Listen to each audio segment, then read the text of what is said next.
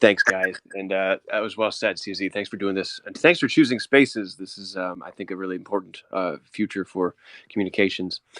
Another thing that's really important that was mentioned here is narrative, right? And I think the sentiment in the media is so sour right now, and I think that barring the catastrophe that happened here, I think consumer protection is one of the things that centralized exchanges can really get right.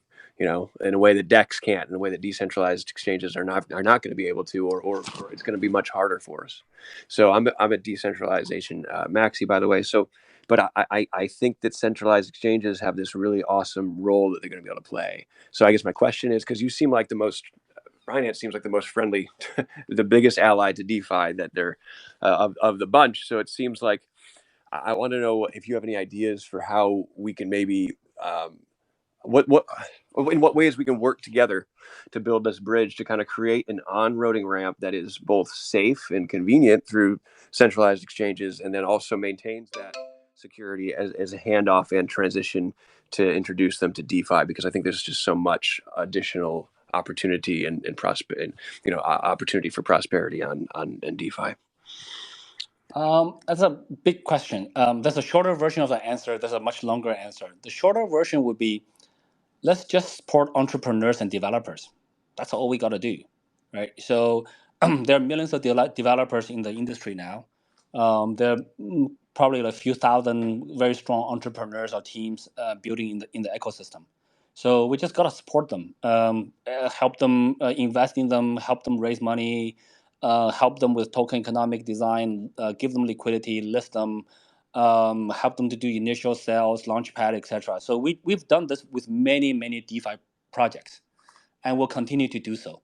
So just because we're a centralized exchange, well, actually, just because we have a centralized exchange, doesn't mean that's the only thing that we want to protect or we want to grow. In fact, we're not really trying to protect that from a business perspective. We're not. I don't think that's the end game. So I think DeFi is the end game. So we're investing very heavily in DeFi. How do we get there? There's many different things we can do. But fundamentally, I think the industry is going to be built by entrepreneurs and strong projects. We just got to support them, and we try to be one or multiple of them ourselves. We have multiple teams working on multiple projects.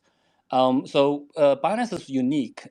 Our ecosystem has both centralized exchanges and decentralized protocols, and actually, we have way more projects in the decentralized space, but they're a bit smaller.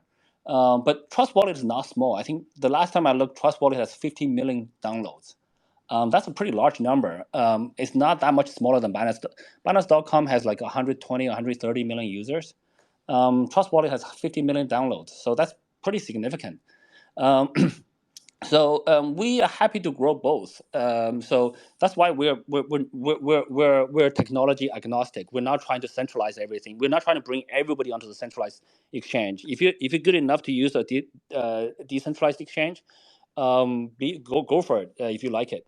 So we just offer choices, and we support entrepreneurs that build in this ecosystem. So that's kind of our view. It's pretty simple. Yeah. All right. Well, thanks, Josh, for the question.